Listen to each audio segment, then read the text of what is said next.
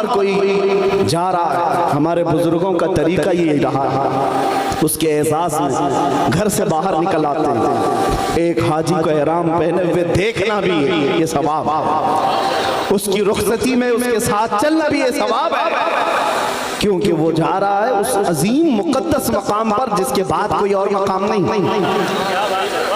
उस आला मकाम पर जा रहा है। लेकिन जाने वालों की भीड़ है, जो जा रहे हैं उनसे मैं कहता हूँ, हिंदुस्तान से तकरीबन 1.5 लाख से ज्यादा जा रहे हैं। भीड़ को मत देखो तुम किसके साथ जा रहे हो और किस अकीदे के साथ जा रहे हो, ये बहुत मायने रखती है बात।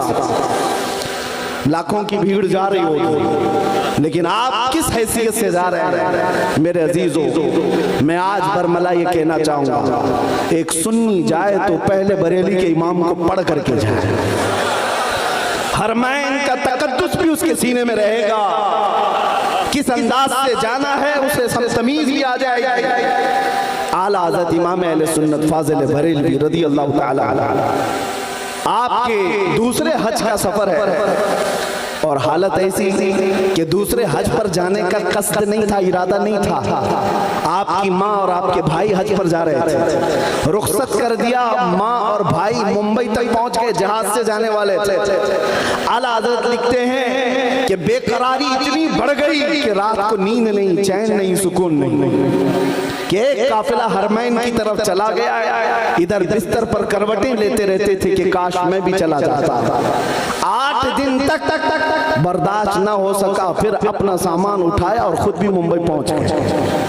अचानक जाकर जहाज का टिकट भी खरीदा और अपनी वालिदा माजिदा और अपने भाई के साथ हज के सफर पर रवाना हो।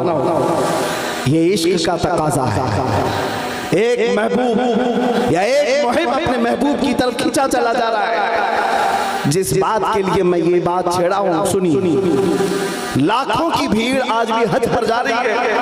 वहां जाने के बाद कुछ लंबी लंबी दाढ़ी रखे हुए लोग, माथे पर शामी कबाब चढ़ाए हुए हैं, ये ऐसे अकीदे बयान कर रहे होते हज फर्ज है अल्लाह की तरफ से, हज हो जाने के बाद अब मदीना जाना जरूरी नहीं, अब मदीना जाना कोई वाजिब नहीं। और फिर उस पर लोग ये भी कहते हैं मदीना अगर जाना ही है तो मस्जिद नबवी देखने के लिए जा सकते हो, मस्जिद नबवी में नमाज पढ़ने के लिए जा सकते हो, इसके अलावा शरीयत में कुछ नहीं है। किस दिल के साथ ये कौम कहती है समझ में नहीं आता, किस अंदाज से ये इस तरह की बातें करते हैं आज तक समझ में नहीं आता। आला हज़रत ने सच फरमाया, और तुम पर कोई मेरे आका की इनायत न सही, नजदियों कलमा पढ़ाने का भी एहसान गया। आप सुनिए, जिन लोगों ने कहा मदीना जाने की जरूरत नहीं और चले भी गए तो सिर्फ मस्जिद नबवी देखने के लिए, और एक तरफ बरेली के इमाम से पूछो, आला हज़रत से पूछो, आप हज के लिए जा रहे हैं, क्या इरादा है? अल्लाहु अकबर। एक आशिक़ सादिक कहता है उनके तुफैल हज भी खुदा ने करा दिए, उनके तुफैल हज भी खुदा ने करा दिए, असले मुराद हाजिरी उस पाक दर की है। हम तो हज के लिए नहीं निकले थे, अज़्म था बारगाह मुस्तफ़ा की हाजिरी, लेकिन मेरे मुस्तफ़ा की इनायतों ने हमें हज भी करा दिया। एक आशिक़ रसूल ये कहता है हम नबी पाक सल्लल्लाहु तआला अलैहि वसल्लम के दरबार में जा रहे हैं और उनके तुफैल अल्लाह ताला हमें हज भी अता करा दिया। अज़ीज़ान गिरामी वक़ार, इस इश्क के साथ, इस मोहब्बत के साथ कोई हज पर जाए तो उसकी हज की कबूलियत भी है, उसके हज की कबूलियत है। आज 2 बातें मैं अर्ज करूंगा हरमैन तैयबैन जाने वालों के लिए। हज़रत सुफियान सौरी रज़ी अल्लाह ताला अन्हु का एक कौल है, आपने फरमाया था कि एक वक्त आएगा जब मक्का में तुम देखो कि काबे से बुलंद बाला इमारतें बन चुकी होंगी। उस वक्त तक नहीं थे घर, अब तो काबे से बुलंद, इतनी बुलंद कि आसमान को छूने वाली इमारतें बन गई। आपने फरमाया वो जमाना ऐसा होगा कि यहाँ आने वालों की 3 किस्में होंगी। एक जमात ऐसी होगी जो खालिस तिजारत के लिए आएगी, दूसरी जमात ऐसी होगी जो सिर्फ सियाहत के लिए आएगी, पिकनिक के लिए, टूर के लिए आएगी, और तीसरी एक जमात जो आटे में नमक के बराबर होगी जो खालिस अल्लाह के लिए आएगी। हज़रत सुफियान सौरी रहमतुल्लाह अलैह ने फरमाया जब वो ऐसा दौर आ जाए, ऐ मेरे मेरे अजीज, तू आना तो इमारतों को मत देखना, खालिक असबाब की तरफ तवज्जो रखना।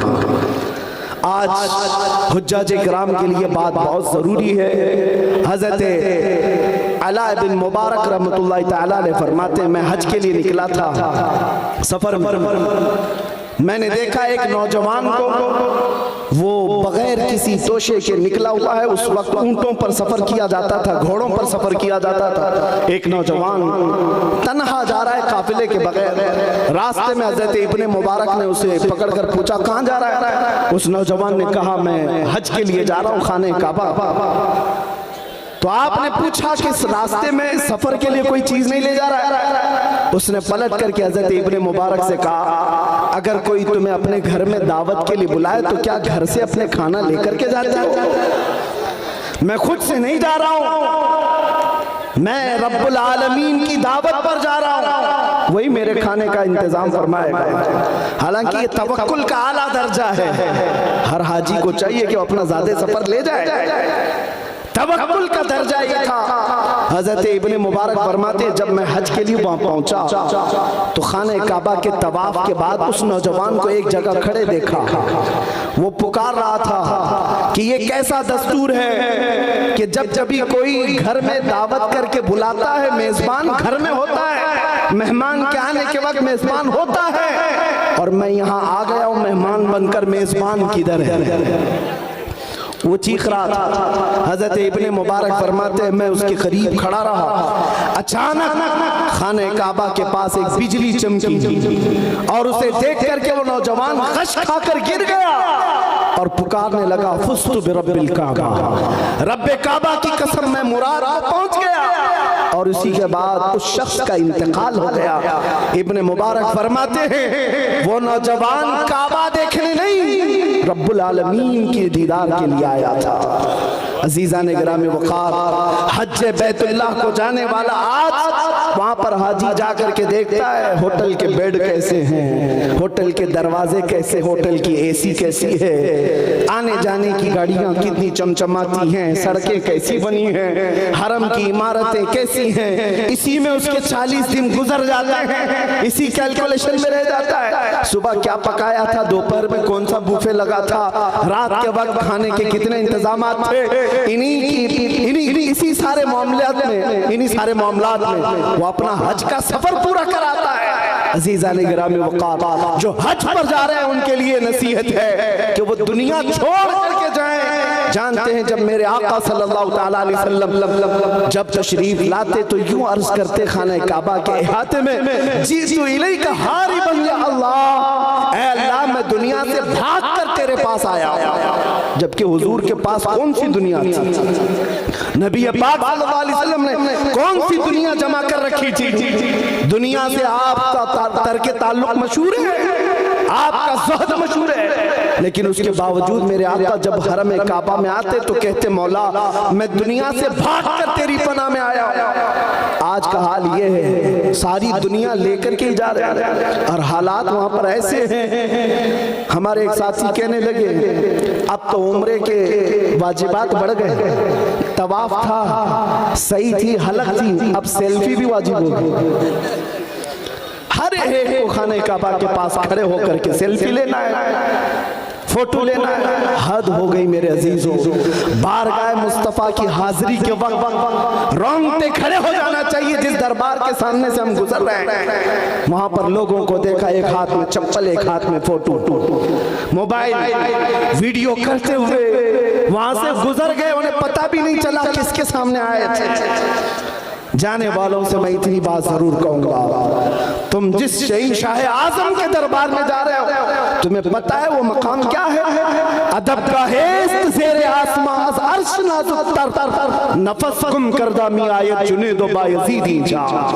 आसमान के नीचे अदब की एक ऐसी जगह है जहां वक्त के जुनैद बगदादी, बायज़ीद बुस्तामी जैसे औलिया भी आते हैं, अपनी सांसों को रोक लिया करते हैं। वो सांसों को रोक लिया करते थे कि निकलने वाली सांसों से कई बारगाह रसूल की बेअदबी ना होने पाए। लोगों ने आज तमाशा बना रखा है, लेकिन बगदाद शरीफ में हमने देखा, इराक में अगरचे वहां पर शिया लोगों की हुकूमत करबला, कूफा और नजफ किसी को मोबाइल अंदर ले जाने की इजाजत देती नहीं। जितनी देर अंदर बैठते हैं सुकून के साथ फातिहा पढ़ते हैं, दुआएं करते रहते सारे लोग। लेकिन यहाँ हालात ऐसे बन गए कि हर एक शख्स को देखे, मस्जिद नबवी हो, हरम काबा हो, हर एक अपने मोबाइल में मसरूफ है। सारी दुनिया मोबाइल में लेकर के अंदर गया है। उसका इखलास कब आएगा, उसके अंदर रिक्कत कब आएगी? वहां बैठ करके पूरी कौम को दिखाना है कि मैं यहाँ बैठा हुआ हूँ। क्या ये हज के अरकान में से हो गए? क्या ये हज के अरकान हो गए? अजीजा ने गिरामी वक़ार, दिल की हुजूरी के साथ अगर नहीं गया तो फिर कुछ नहीं। वहां जाने के बाद वो इस तरह से जैसे मुजद्दिद दीन मिल्लत ने फरमाया है, ऐसा घुमा दे उनकी विला में खुदा हमें, ढूंढा करें पर अपनी खबर को खबर ना हो। ये कैफियत होनी चाहिए, ढूंढा करें पर अपनी खबर को खबर ना हो। और फिर आला हजरत का मामला ये था, यादे वतन सितम की यादश्ते हरम से लाई क्यों? वहां बैठ करके अपने घर को याद करना भी आला हजरत ने फरमाया सितम है, जुल्म है। मदीना तैयबा में बैठ करके अपने वतन की याद क्यों आ गई? और फिर उसी पर आला हजरत ने फरमाया था, फिर के गली गली तबाह ठोकरें सबकी खाई क्यों? दिल को जो अक्ल दे खुदा तेरी गली से जाए। अजीजा ने गिरामी वक़ार, हुज्जाज किराम जो मौजूद होंगे या जो मजमे में बैठे हुए हैं, ये ज़ियारत हरमैन शरीफैन की अज़मत में मुनाकिद जलसा मैं दुआ करता हूँ हर हाजिर को मौला हज मकबूल अता करे। ज़ियारत हरमैन मौला हर एक को नसीब फरमाए, लेकिन उसी अदब के साथ जैसे हमारे मशाइख ने हमें सिखाया है। आपको पता है पीर जमाअत अली शाह रहमतुल्लाह तआला अलैह पाकिस्तान के एक बड़े बुजुर्ग हैं, गैर मुनक़सिम हिंदुस्तान में थे। मदीना तैयबा में उनके शागिर्द उलमा आज भी मौजूद हैं। फरमाते हैं कि जब भी उनके पास कोई मुलाकात के लिए जाता, एक बड़े मुफ्ती साहब है, उन्होंने कहा हजरत जमात अली शाह साहब रहमतुल्लाह अलैह के पास गया तो उन्होंने कहा कब आए? कहा कल आया। मदीने तैयबा में हाजिरी हो गई? कहा क्या मदीने के दुर्वेशों को खिला पिला दिया? कहा कि हुजूर नहीं खिला। कौन है दुर्वेश? अंदर गए, एक कटोरी में कुछ गोश्त के टुकड़े थे और एक ब्रेड था, दूध था, ला करके दिया और कहा जाओ मदीने के दुर्वेशों को खिलाओ। ये मुफ्ती साहब कहते हैं मैं कटोरी हाथ में लिया और वो खाने की चीजें पूछने लगा हुजूर ये दुर्वेश मिलेंगे कहाँ? तवज्जो, बुजुर्गान दीन का मामूल देखें। महफिल में बैठे हुए एक बुजुर्ग थे, उन्होंने हाथ पकड़ लिया मुफ्ती साहब, कहा आपको पता नहीं है इस्तिलाह अहले मोहब्बत की है। जो हजरत फरमा रहे हैं मदीने के दुर्वेश दाढ़ी टोपी वाले नहीं, मदीने की गलियों में घूमने फिरने वाले कुत्ते बिल्लियों को खिलाओ। पीर जमात अली शाह रहमतुल्लाह अलैह फरमाते कि कुत्ते और बिल्लियों को मदीने के दुर्वेश कहा करते थे और ये कहते जाओ खिलाओ, तुम्हारे हाथों से अगर इन्होंने खा लिया है तुम्हारी हाजिरी कबूल हो जाएगी। ये हमारे बुजुर्गों का अदब था मदीना तैयबा की गलियों का, वहां से निस्बत रखने वाले हर जानवर का। अजीजा ने गिरामी वक़ार, इमाम आज़म अबू हनीफा रहमतुल्लाह तआला अलैह वो आशिक़ रसूल हैं कि आपका इश्क भी मशहूर था, लेकिन मदीना तैयबा हाजिर होते तो 3 दिन से ज्यादा रुकते नहीं थे। किसी ने पूछा आपसे आपको इतना इश्क है बारगाह मुस्तफा से, आप 3 दिन से ज्यादा रुकते क्यों नहीं है? इमाम आज़म अबू हनीफा फरमाते हैं तकाज़ा बशरियत का ये है कि मैं 3 दिन से ज्यादा अपना वजू रोक नहीं पाता, इसलिए मदीने से बाहर निकल जाता। 3 दिन तक मैं अपना वजू रोक लेता हूँ। अजीजा ने गिरामी वक़ार, नफस गुम करदा मी आयत जुनेदो बायज़ीदी जा, जिस दरबार में जा रहा है आदमी अच्छे अच्छों के ताज गिर गए वहां पर, उस गली का गधा हूं मैं जिसमें मांगते ताजदार फिरते हैं। आला हजरत जैसा अजीम अबकरी आलिम ये कहता हो कोई क्यों पूछे तेरी बात रज़ा, तुझसे कुत्ते 1000 फिरते हैं। उस उस गली के मुताल्लिक वक्त का मुजद्दिद ये कहता हो तो हमारी हैसियत क्या है मियाँ, जाने वालों की औकात क्या है आज। लेकिन वहां जाने के बाद एक वाकया और भी मैंने पढ़ा था। एक बुजुर्ग गए मदीने तैयबा में, दोपहर का वक्त था, खाना खाए, दही उनके अंदर खाने में लाया गया। उन्होंने कहा कि दही बड़ा खट्टा है। सो गए। शाम के वक्त ख्वाब में रसूल पाक सल्लल्लाहु अलैहि वसल्लम का दीदार किया, लेकिन हुजूर पाक सुर्ख चेहरे के साथ गजबनाक अंदाज में तशरीफ लाए और उस बुजुर्ग से फरमाया, तू जल्द से जल्द मेरे मदीने से निकल जा, जहां तुझे मीठा दही मिलता है वहां चला जा। मदीने के दही को खट्टा कहना भी मेरे आका को ये पसंद नहीं। अजीज़ान गिरामी वक़ार, माँ आयशा सिद्दीक़ा रज़ियल्लाहु ताला अन्हा जब तक हयात थी, हुजूर के रोज़े के आसपास बाजार में कोई दुकान भी क्यों ना हो, किसी को दीवार में मेघ ठोकने भी नहीं देते थे, कील ठोकने भी नहीं देती कि कहा इसकी ठोक की आवाज से मेरे मुस्तफा की बेअदबी ना होने पाए, क्योंकि कुरान ने फरमाया है ला तरफउ अस्वातकुम फौqa सौतिन नबी, अपनी आवाजों को बुलंद मत करो नबी की आवाज पर। वहां सिर्फ और सिर्फ तुम्हारा अदब देखा जाएगा। मदीना तैयबा जाना मेरे अजीजों यकीनन सआदत की बात है, लेकिन ईमान बचा करके वहां से आ जाना यह और बड़े कमाल की बात, बड़े कमाल की बात है। अपने अमाल और अपने अकीदे को बचा कर वहां से चला आना। अल्लाह अगर तौफीक दे तो मदीना तैयबा का इतना अदब करो, इतना अदब करो मेरे अजीजों कि आपका ईमान बुलंद हो जाए और बशाशत आपको महसूस होने लग जाए। एक और बात, बारगाह मुस्तफ़ा सल्लल्लाहु ताला अलैहि वसल्लम, अल्लाह करे हम सब की हाजिरी बार बार नसीब। वहाँ के हालात ऐसे हैं, हाजी जाते हैं, हम नसीहत करते हैं तो कहते हैं दिल की हुजूरी कैसे हो, हम क्या पढ़े, हम तो पढ़े लिखे हुए नहीं हैं। लोग अलग अलग अंदाज में सलाम पेश करते हैं, हम क्या करें। एक बात सुनिए, उस दरबार में आप जा रहे हैं जहाँ लकड़ी का रोना भी सुना जाता है, जहाँ हिरन का रोना भी सुना जाता है, जहाँ जानवरों की बोलियां भी सुनी जाती हैं, तो तुम तो उम्मत में हो, क्या आका अपनी उम्मत की नहीं सुनेंगे। तुम्हारी जुबान और तुम्हारे लहजे नहीं देखे जाते, तुम्हारे दिल की हुजूरी देखी जाती। खवातीन में हमने सुना था जब हाजिरी का वक्त होता है, बहुत सारी खवातीन आई सलाम पेश कर रही थी बारगाह मुस्तफ़ा, उसमें कुछ आलिमाएं थी, अच्छे अच्छे अंदाज में वो सलाम पेश कर रही थी। अस्सलातु वस्सलाम अलैका या शफीअल मुज़निबीन या रहमतल लिल आलमीन या अनीसल गरीबीन। हुजूर के जितने अलकाब थे वो सलाम पेश कर रही थी। एक गांव की रहने वाली देहाती बुढ़िया खड़ी थी करीब में, उसने जब ये बड़ी बड़ी पढ़ी लिखी आलिमा औरतों से सलाम सुना, उसको दुख हुआ कि मैं तो पढ़ी लिखी नहीं हूँ, जाहिल हूँ, काश मैं भी पढ़ी लिखी होती तो हुजूर को एक अच्छा सलाम कर, और उसको दुख भरा रोना आ गया। काश मैं पढ़ी लिखी होती तो आज हुजूर को अच्छा सलाम कर सकती थी। और इस दुख की वजह से, इस गम की वजह से वो ज्यादा देर तक हुजूर के दरबार में खड़ी ना हो सकी। रोते रोते अपने आंचल से आंसू पोंछते हुए सिर्फ यूं कहा, अस्सलामु अलैकुम या रसूल अल्लाह, ऐ अल्लाह के रसूल आप पर सलामती हो, बस मुझे इतना ही आता है, इसके अलावा कुछ नहीं आता।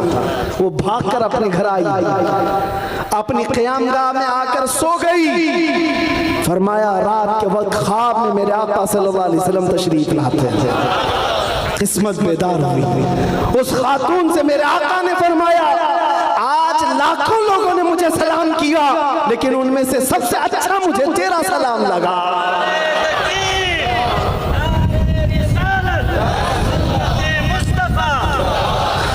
मेरे अजीजों वहां दिल की हुजूरी देखी जाती है। बारगाह मुस्तफ़ा में अगर दिल हाजिर है तो जल्दी सुना भी जाता है।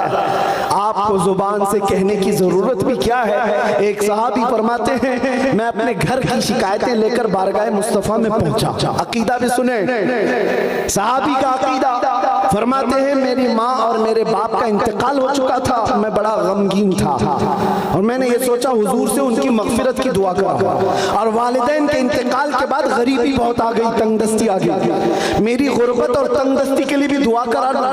असर का वक्त था, आए नबी करीम सल्लल्लाहु अलैहि वसल्लम असर के बाद मस्जिद नबवी में बैठे हुए हैं, लेकिन बड़े बड़े सहाबा हुजूर को अतराफ से घेरे हुए हैं। ये गरीब साहबी कहते मेरे जाने की हिम्मत नहीं हुई, कैसे लोगों को फलांग करके हुजूर के पास जाऊं। बैठा रह गया, मगरिब हो गई। मगरिब जैसी हुई नबी करीम सल्लल्लाहु अलैहि वसल्लम ने नमाज पढ़ाई। सोचा मगरिब के बाद फौरन अर्ज करूंगा। नमाज के बाद नबी करीम सल्लल्लाहु अलैहि वसल्लम फिर जलवा फरमा हुए, लेकिन फिर बड़े बड़े सहाबा करीब आकर बैठ गए। ये गरीब साहबी कहते मुझे फिर जाने का मौका ही नहीं मिला। इशा तक बैठा रहा, इशा हो गई।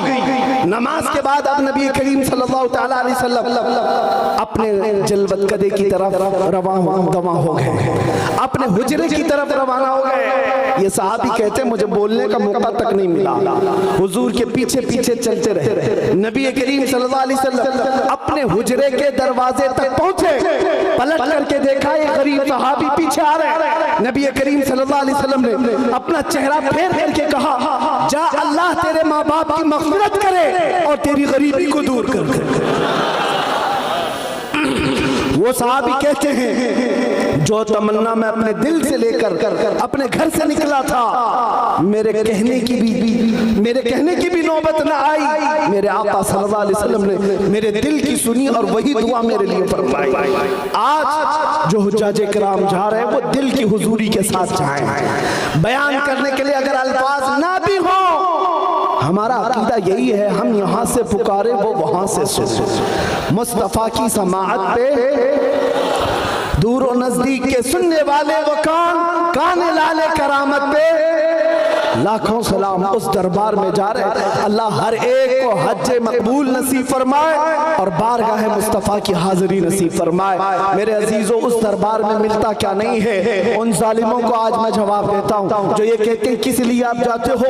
अब मदीने तैयबा जाना वाजिब नहीं है। हजरत अब्दुल्ला बिन मुबारक फरमाते हैं, मैं मदीने की हाजिरी के लिए गया था। ये 150 साल बाद हुजूर की वफात के 150 साल बाद का वाक़या है। हुजूर अकरम सल्लल्लाहु तआला अलैहि वसल्लम के कब्र अनवर में जाने के 150 साल बाद अब्दुल्ला बिन मुबारक फरमाते मैं मदीने में हाजिर हुआ और फिर ऐसी कैफियत में हाजिर हुआ कि मेरा ज़ादे सफर खत्म हो चुका था, माल सब कुछ खत्म हो चुका था, मुझे एक वक्त की रोटी खाने के भी पैसे नहीं थे। मदीने में आया लेकिन शर्म की वजह से किसी से मांग नहीं सकता था। सीधे मस्जिद नबवी में आया, दोपहर का वक्त था, ज़ोहर पड़ा और मिंबर रसूल के करीब लेट गया। नींद लग गई। ये सोच करके सोया जिसके दरबार में आया हूँ वो कहीं ना कहीं इंतजाम जरूर करेंगे।